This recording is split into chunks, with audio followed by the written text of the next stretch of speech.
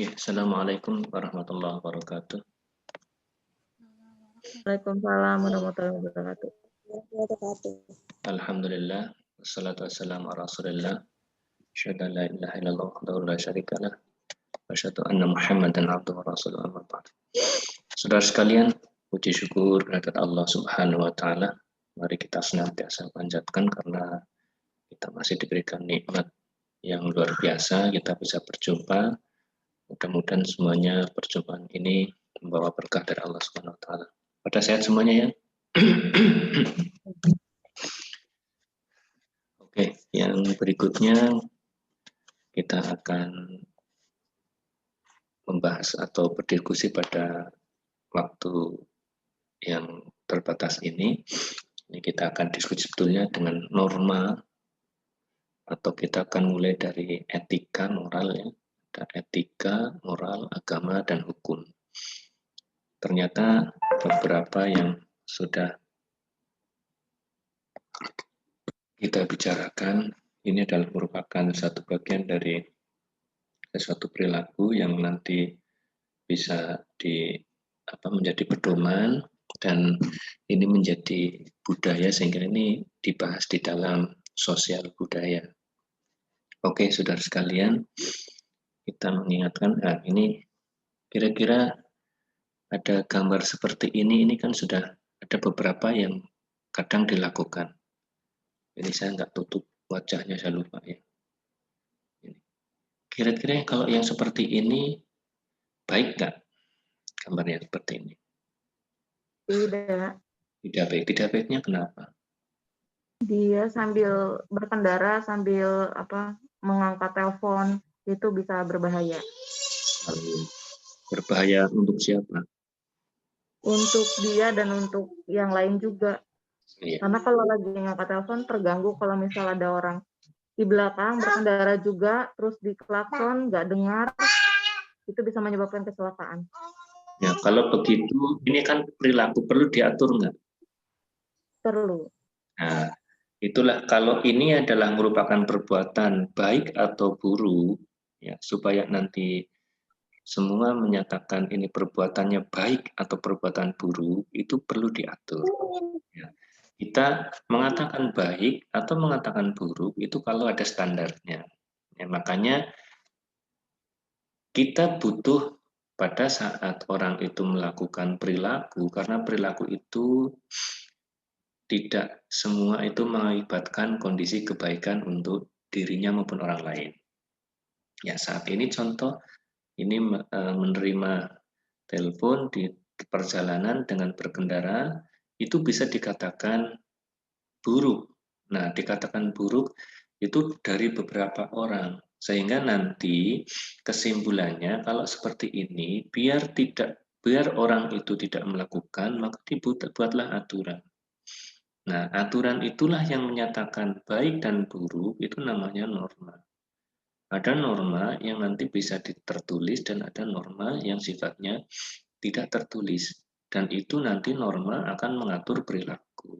Nah, itu kira-kira saudara sekalian dalam pembahasan kali ini, makanya kita akan melihat bahwa saya kira saudara pernah dengar ada konvensi. Konvensi adalah berbentuknya ada norma yang tidak tertulis tetapi diyakini oleh masyarakat.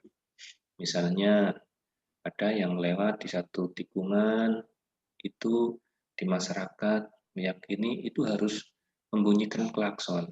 Kenapa? Karena normanya begitu, kalau tidak akan membahayakan dirinya atau siapa. Nah, itu adalah merupakan norma.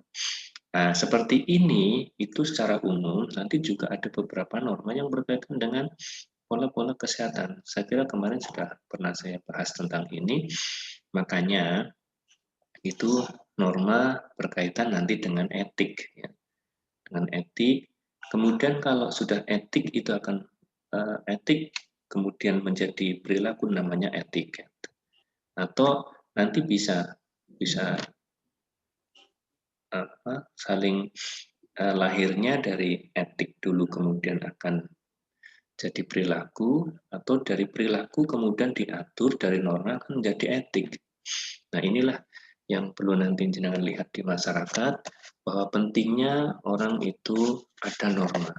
Sehingga kalau nanti orang itu sudah berdasarkan dengan norma yang ada di masyarakat, itu orang akan disebut dengan orang yang berperilaku normatif atau disebut dengan memiliki moral. Oke, itu bahasan pada kali ini, sehingga nanti saudara sekalian setelah melakukan pembahasan ini tidak menurut saya itu tujuannya itu tidak hanya ini memahami konsep etik dan moral, tapi paling tidak bisa mengaplikasikan sebetulnya itu nanti. Nah, kalau ini bisa menjelaskan kan bisa memberikan contoh, contohnya nanti adalah contoh untuk saudara sendiri. Jadi PR-nya nanti adalah bukan saya menuntut atau tugasnya itu bukan saya menuntut untuk menuliskan, tetapi nanti di endingnya tugasnya adalah saudara bisa melihat norma hukum yang ada di masyarakat dan bisa mengaplikasikan sesuai dengan aturan perilaku yang ada, atau kita bisa disebut dengan taat moral. Taat moral itu adalah PR. Yang ini nanti saya tidak bisa menilai. Yang akan menilai adalah masyarakat. Masyarakat. Karena saudara itu akan melakukan setiap saat. Nah, maka dari itu nanti sekali lagi untuk tujuannya tidak terbatas hanya saudara memahami konsepnya saja, tetapi ini sudah saya sampaikan paling tidak nanti saudara mampu untuk melakukan tindakan yang termasuk dalam etik dan etiket, atau saudara itu bisa melakukan tindakan yang masuk pada moral dan agama serta hukum. Jadi nanti dengan taat asas atau taat norma, taat agama, kalau sudah masuk pada taat norma itu sudah umum ada taat agama dan taat hukum mestinya. Karena norma nanti ada norma sosial dan ada norma agama. Maka dari itu kalau sudah nanti saudara bisa melakukan yang penting itu tidak hanya bisa menjelaskan. Nah, ini yang penting. Jadi nanti endingnya saudara sekalian, saudara sebagai seorang petugas kesehatan paling tidak bisa berperilaku dengan etika dan etiket yang baik yang menunjukkan bahwa saudara memiliki moralitas atau karakter yang baik, baik dari sisi agama maupun dari sisi norma sosialnya. Oke, saudara sekalian, kita lihat. Ini kalau sebatas pengertian saya sampaikan bahwa pengertian etik atau etika ya, etika adalah, saudara saya kira tahu ya, ini sudah umum. Jadi kalau etika adalah merupakan ilmu ya, ilmu yang pelajari tentang kebiasaan adat istiadat atau kebiasaan. Nah, kalau aturannya nanti adalah norma. Jadi orang kalau yang sudah berdasarkan norma itu orang yang beretika. Sekali lagi bahwa nanti pengertian etik itu adalah ilmu tentang kebiasaan yang dilakukan atau adat kebiasaan. Nah, makanya ini berasal dari kata etos, tempat tinggal, kebiasaan, adat, ada watak, perasaan, sikap, cara berpikir. Kemudian nanti dengan adanya etik ini, orang akan disebut sebagai orang yang bermoral. Moral atau ada etik, ada moral, kemudian norma itu adalah aturannya. Norma adalah aturannya. Kebiasaan-kebiasaan itu atau etik-etik itu kalau nanti diatur, maka aturannya adalah norma. Maka nanti etik atau moral kebiasaan adat itu maka ada nanti moral baik atau etika yang baik itu tergantung dari pelaksanaan dari norma. Nah, ini definisi etik juga, pengetahuan tentang asas-asas dan akhlak itu menurut Purwadarmita, ini kamus bahasa ya. Dan ini juga ada kamus bahasa Indonesia. Nanti saudara lihat bahwa ilmu tentang apa yang baik dan buruk, hak dan kewajiban, yang kedua ada moral atau akhlak. Sehingga Etika adalah kumpulan nilai atau asas tentang baik buruk.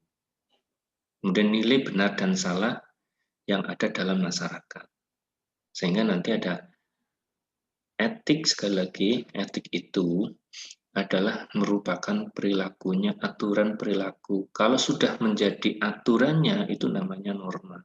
Ya, norma. Jadi norma, aturan atau pedoman bertingkah laku di masyarakat, sehingga nanti orang kalau sudah sesuai dengan aturannya, itu namanya orang yang beretika atau orang yang bermoral. Oke, itu.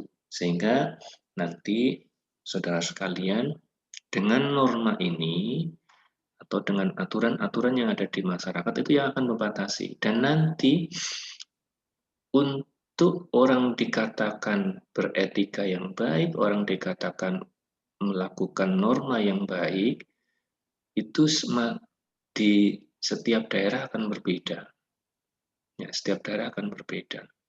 Sehingga kenapa itu berbeda? Itu karena memang norma itu atau etika itu berasal dari kumpulan perilaku-perilaku yang sudah ada.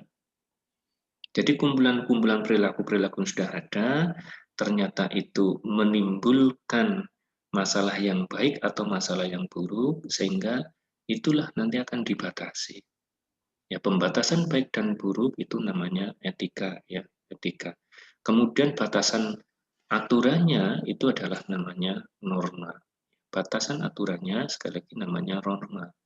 Jadi saudara nanti bisa melakukan sesuatu dikatakan baik atau buruk, itu norma atau aturan pedoman tingkah laku itu namanya norma.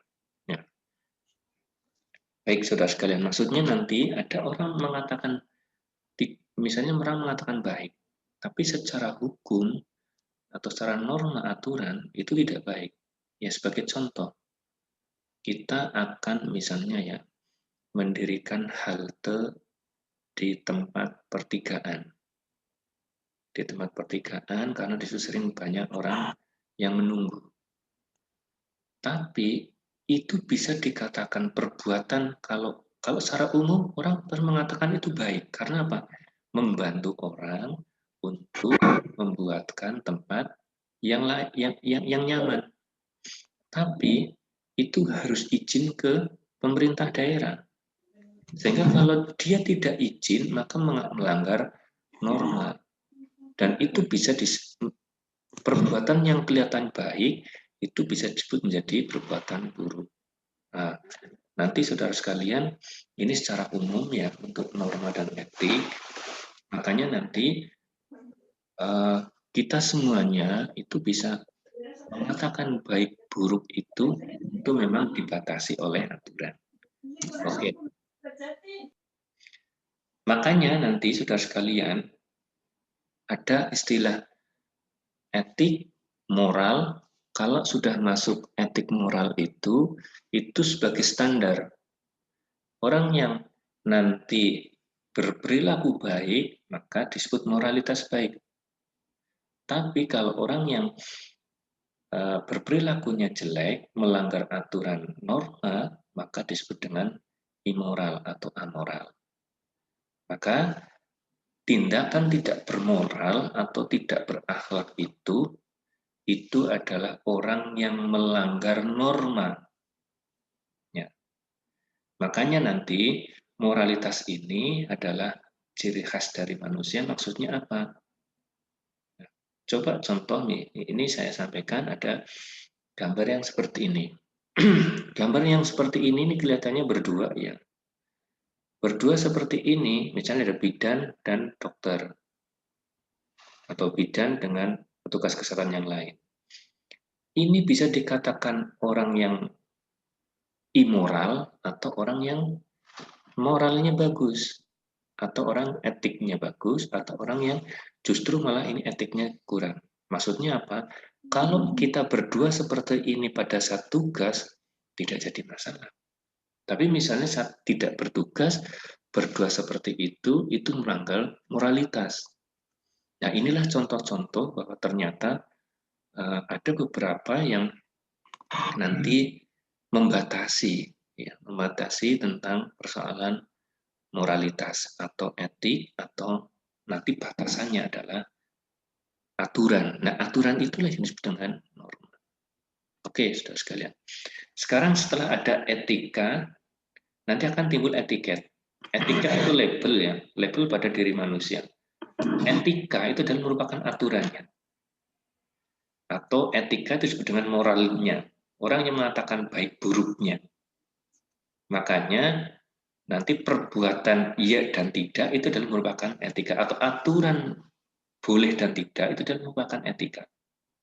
Sehingga etika itu nilainya mutlak di masyarakat, mutlak nilainya karena itu dari aturan dari dalam diri manusia. Maksudnya standarnya itu dia itu kalau berlaku seperti itu ya nanti merupakan etiket yang baik.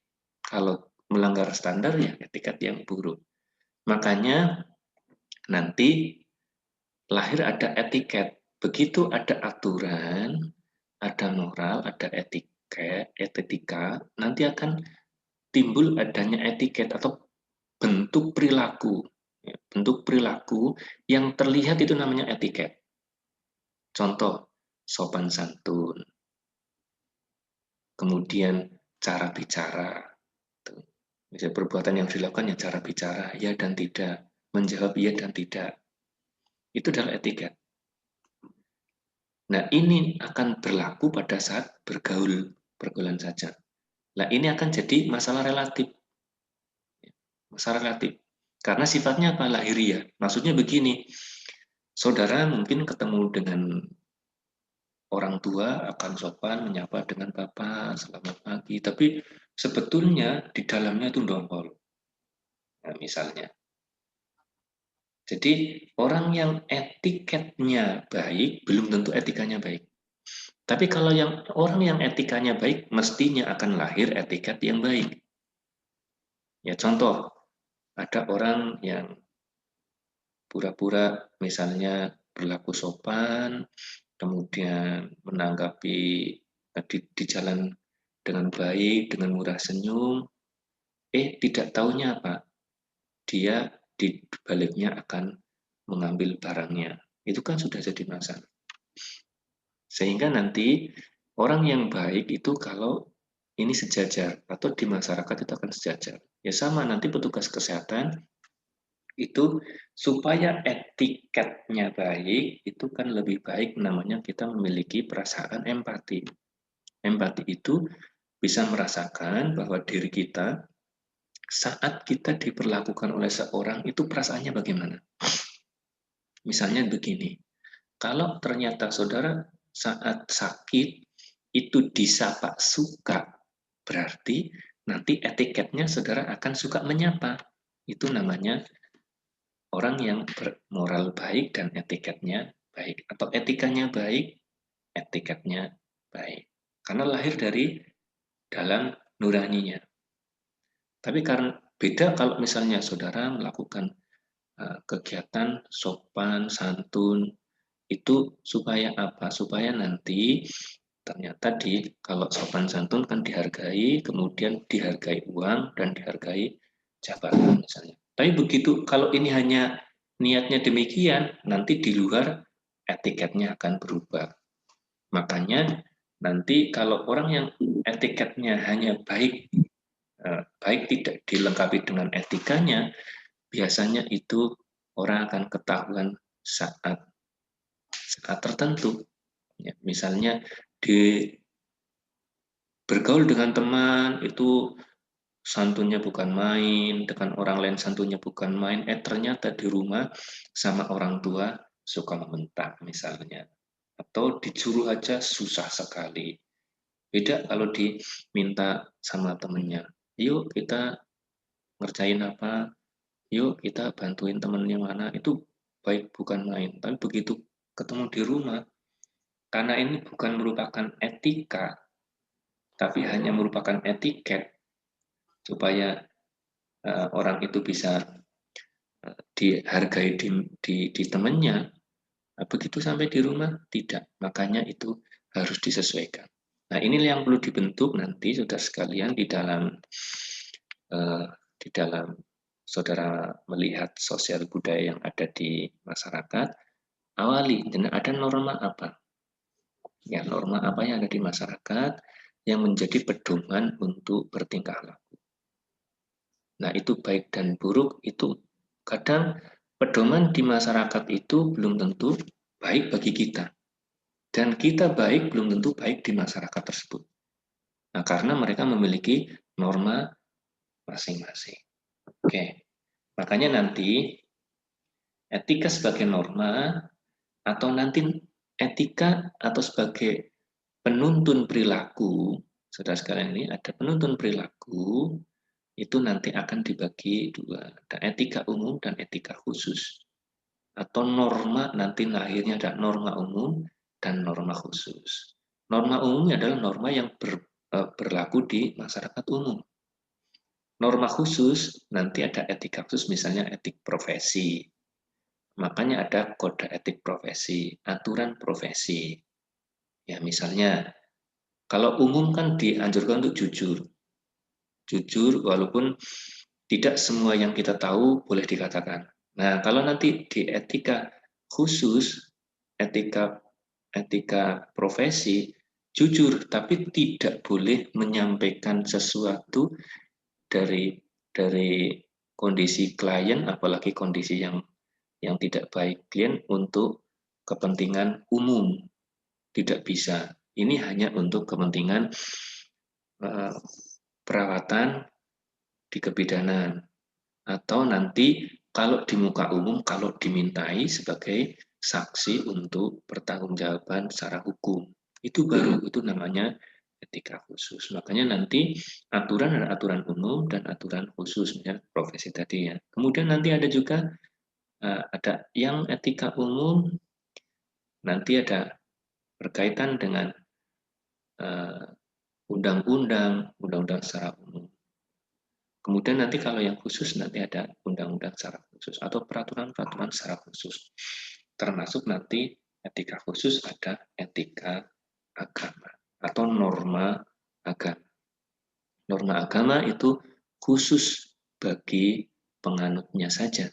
Ya, khusus bagi penganutnya saja. Makanya orang itu akan cara beribadahnya bagaimana, itu misalnya beribadah di masjid atau beribadah di gereja, tata caranya bagaimana. Kalau dia dikatakan baik, kalau dia memenuhi kondisi aturan agamanya. Termasuk seperti ini. Ini kira-kira untuk norma ya, ada norma umum, norma khusus, atau nanti akan membentuk perilaku, ya ilmunya jadi etika umum dan etika khusus, atau nanti ada disebut dengan etika profesi yang dikemas dengan kode etik profesi. Misalnya saudara sebagai seorang bidan ya, ini masuk pada kode etik kebidanan. Kalau seorang perawat ya kode etik keperawatan. Kalau dokter berarti kode etik kedokteran. Itu saudara sekalian. Nah, peran etika yang di masyarakat ini, aturan baik dan buruk itu makanya nanti perannya adalah menyaring adanya pluralisme atau menyaring adanya keberagaman. Karena berbagai macam agama, misalnya ada berbagai macam perilaku, ada berbagai macam adat, maka diatur, ada aturan etik. Nanti ada aturan bagaimana cara bergaul dengan sesama agama, bagaimana bergaul sesama dengan antar agama, dan bagaimana cara bergaul dengan orang secara umum.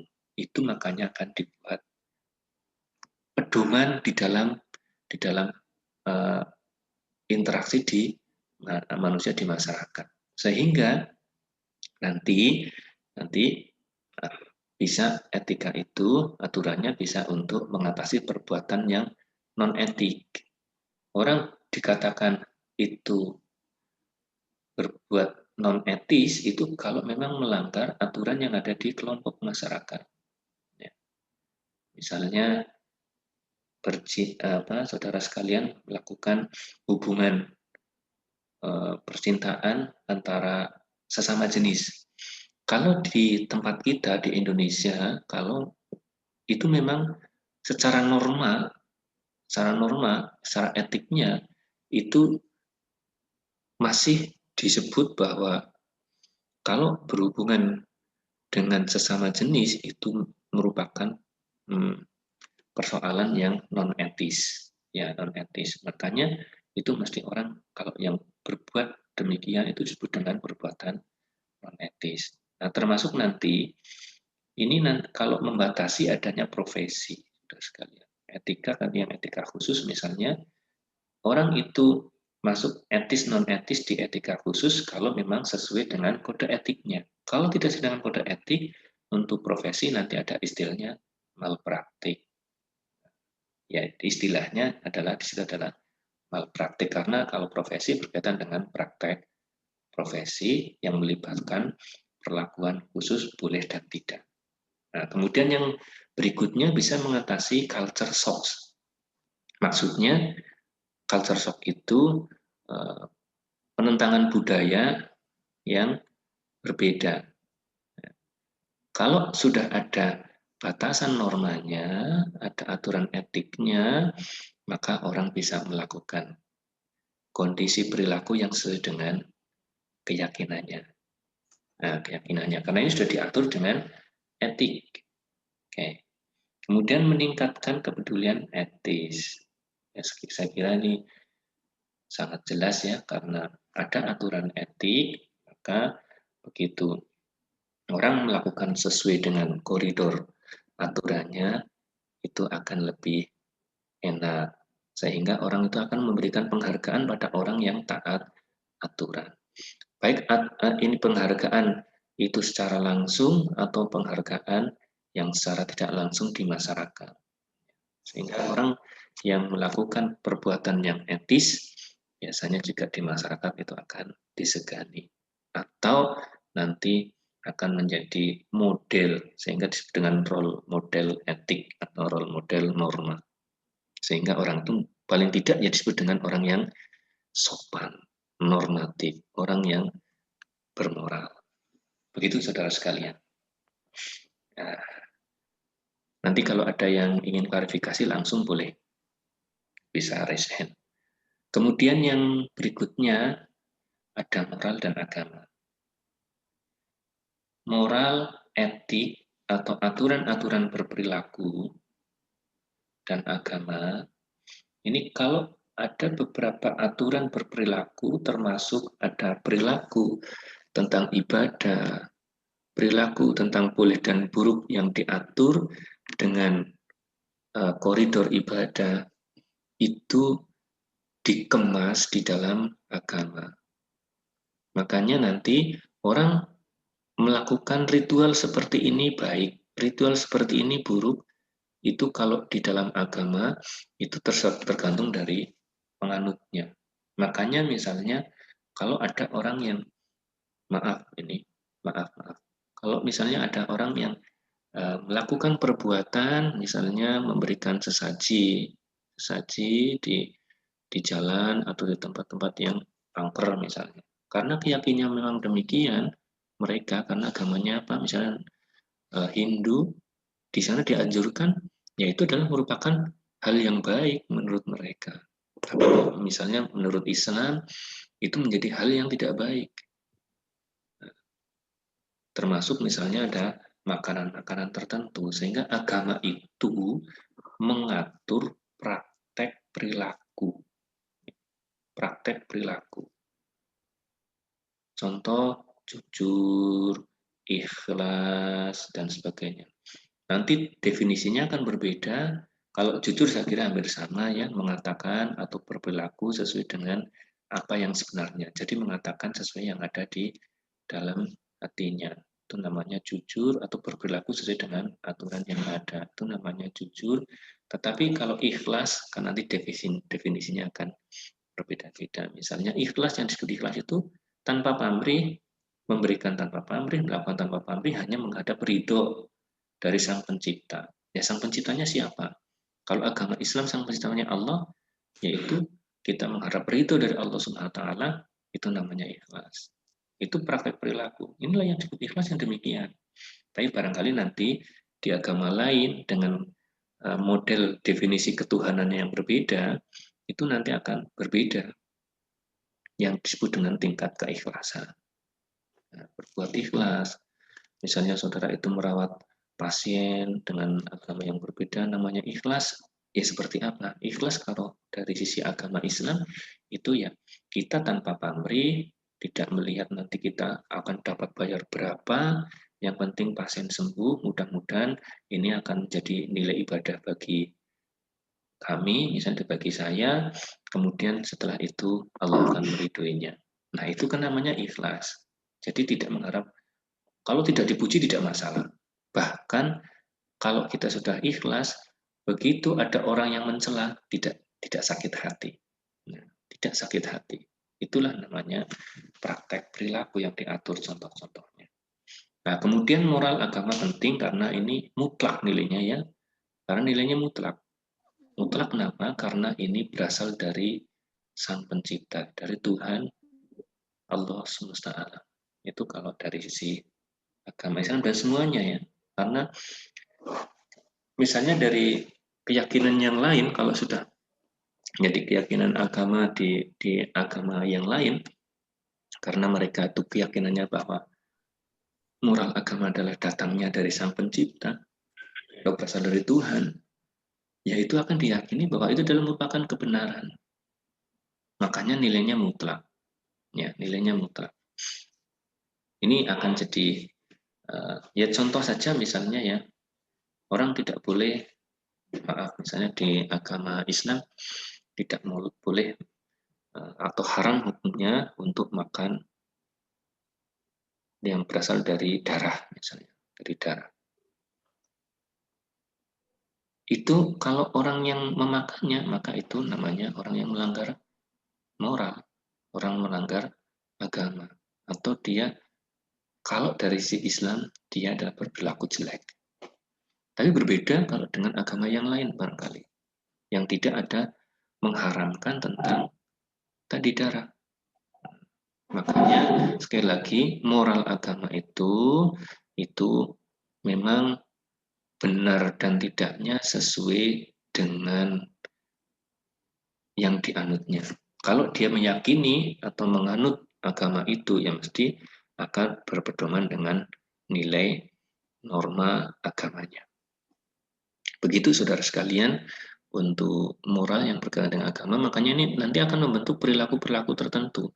Makanya nanti jangan akan lihat ada tidak norma sekali lagi yang ada di masyarakat bentuknya seperti apa, yang norma umum, kemudian nanti ada norma khusus, norma agama, dan saudara sebagai perilaku profesi akan melakukan tindakan secara profesional sebagai seorang bidan, sebagai seorang tugas kesehatan yang lain, itu mesti harus melakukan sesuai dengan norma yang ada. Ya contoh, saudara nanti bisa saja melakukan pemeriksaan pada lawan jenis, misalnya alat genital, pemeriksaan alat genital pada lawan jenis. Ya mungkin dalam sisi moral di sosial, kalau melihat genital lawan jenis, jadi masalah. Tapi karena sudah saudara masuk pada nilai norma profesi, asal tidak bertentangan, maksudnya saat itu sedang melakukan tugasnya, ya tidak jadi masalah. Itu pun nanti kalau di masyarakat itu mau atau dia itu mengizinkan. Kalau tidak mengizinkan, ya sudah. Berarti ini memang aturan moral yang ada di masyarakat tidak membolehkan dan dia menolak, dan ini boleh menolak. Makanya nanti harus disesuaikan. Jadi norma profesi, etik profesi, kemudian juga akan disesuaikan dengan, atau kalau misalnya kok bertentangan dengan etik sosial atau etik agama, itu bisa saja orang menolak, dan kita tidak boleh untuk memaksakan. Kalau memang tidak mau, itu tidak boleh memaksakan. Makanya ini adalah nanti perlu saudara pahami bahwa moral agama, norma sosial itu bisa saja menentukan perilaku mau dan tidak dilakukan asuhan kebidanan. Ini saudara sekalian, atau tindakan yang berkaitan tindakan kesehatan yang lain. Oke. Nah, sekarang karena ada beberapa norma di masyarakat, ada norma di masyarakat, ada juga etik di masyarakat, makanya perilaku-perilaku masing-masing masyarakat itu berbeda-beda. Supaya nanti ada titik temunya, maka secara umum di suatu tatanan, baik itu negara maupun desa atau kelompok masyarakat, itu dibuatlah hukum. Ya, hukum nanti bisa berbentuk undang-undang, bisa berbentuk peraturan. Maksudnya aturan-aturan itu bisa tertulis maupun bisa tidak tertulis. Yang itu nanti untuk membatasi orang melakukan perilaku ya dan tidaknya. Itulah namanya produk hukum. Hukum biasanya akan diambil dari dasar-dasar norma-norma sosial, norma-norma kemasyarakatan yang nanti akan dituangkan di dalam peraturan. Nah, itu kalau sudah menjadi peraturan, maka itu menjadi sumber hukum. Nah, kalau begitu sudah menjadi sumber hukum, ya berarti menjadi sumber norma. Apa artinya? Itu menunjukkan bahwa hukum merupakan pedoman perilaku, menegakkan perilaku yang menjunjung tentang moralitas. Makanya hukum itu mengatur perilaku-perilaku untuk menegakkan moral. Nah, sehingga orang yang sudah taat hukum, ya orang yang taat moral. Sehingga nanti saudara sekalian, pada saat praktek di menjadi petugas kesehatan, maka apa hukum-hukum negara yang umum? Nanti ada undang-undang umum, ada Undang-Undang Dasar 45, ada Undang-Undang Kesehatan, kemudian nanti mungkin ada Undang-Undang Profesi, baik itu kalau bidangnya profesi kebidanan, perawatan ada keperawatan, kedokteran ada kedokteran. Nah, itu kan dibatasi. Ya, dibatasi tentang bagaimana saudara melakukan perilaku boleh dan tidak. Ya, boleh dan tidak. Termasuk mengatur yang kalau di masyarakat tidak boleh, bisa dibolehkan. Atau mengatur yang di masyarakat boleh, jadi tidak boleh. Itulah nanti ada aturan-aturan misalnya di profesi. Contoh, misalnya ada tentang abortus. Ya. Abortus nanti ada yang bisa dibolehkan secara hukum kalau itu abortusnya adalah untuk habitualis, maksudnya untuk penyelamatan pasien. Nah, itulah sudah masuk aturan. Dasarnya apa? Itu ada di undang-undang praktek petugas kesehatan yang lain. Misalnya undang-undang kedokteran, undang-undang keperawatan, undang-undang kebidanan, atau undang-undang secara umum. Nah, ini saudara sekalian tentang masalah moral, etik, hukum, norma yang mesti ini sangat berpengaruh di masyarakat secara umum.